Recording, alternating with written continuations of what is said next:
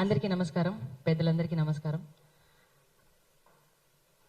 తెలంగాణ ఉద్యమ గాయనిగా, తెలంగాణ ఉద్యమంలో ఆడి పాడిన తెలంగాణ బిడ్డగా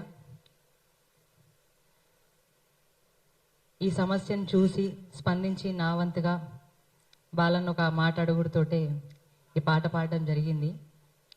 చాలా అద్భుతమైన పాట. ఏ గవర్నమెంట్ అయినా ఎవరన్నా ఉండని పేదోళ్ళ ఉసురు కానీ ఆడబిడ్డల ఉసురు కానీ మంచిది కాదని నా అభిప్రాయం. నేను చాలా గట్టిగా నమ్ముతా దాన్ని. కాబట్టి ఎంత కష్టపడితే ఇల్లు కట్టుకోగలుగుతామో, ఎంత కష్టపడితే బతకగలుగుతామో అనేది ఒక పేదలకు మాత్రమే తెలిసి ఉంటుంది. ఉన్నోళ్ళకి ఆ వాల్యూ తెలియదేమో అని నేను అనుకుంటా. అందుకోసమే కాయా కష్టం చేసి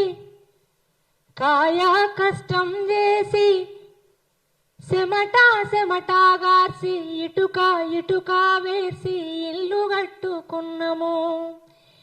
ఎదిగిన మా బిడ్డలనే పసిగుడ్డులుగా చూసి ఇల్లే మా పొదుగంటూ దాసి పెట్టుకున్నాము. ఈ రాబందుల ఆకలికి మా గోడు సెదిరే, నీకున్నది రా తల్లి బాధ చూడే. చివరిసారి ఇల్లును చూసుకుంటమే, ఇంత ఇషమన్నా ఇయ్యుర్రి చచ్చిపోతమే. ప్రతి ఒక్క బిడ్డ ఆడ పలికిన మాటలు ఇవి. ఒక్కసారి నా ఇల్లు నేను చూసుకుంటా, ఇదంతా బాధ ఎందుకు, మాకు కొంచెం విషం అన్నయ్యూరు, మేము చచ్చిపోతాము, ఎంత కష్టపడితే మేము ఇలా ఇల్లు కట్టుకున్నాము అని ఎంతో మంది ఆ విధంగా ఏడ్చిరాడ. మన కళ్ళతో చూసినాం కూడా. అందుకే అంటున్నాం, చివరిసారి ఇల్లును చూసుకుంటమే, ఇంత ఇషమన్నా ఇయ్యుర్రి చచ్చిపోతమే. నువ్వు కూల్చేది ఇల్లు కాదురా, నెత్తుటి ముద్దల్లా మా వల్లేరా. ఇది పేదోని కలగదరా, అసలు నీకెట్టా న్యాయమయ్యేరా.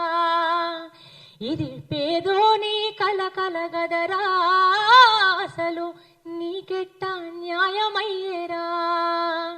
నువ్వు కూల్చేది ఇల్లు కాదురా, నెత్తుటి ముద్దల్లా మా వల్లేరా. ఇది పేదోని కలగదరా, అసలు నీకెట్లా న్యాయమయ్యేరా. Thank you Madhu. ఇప్పుడు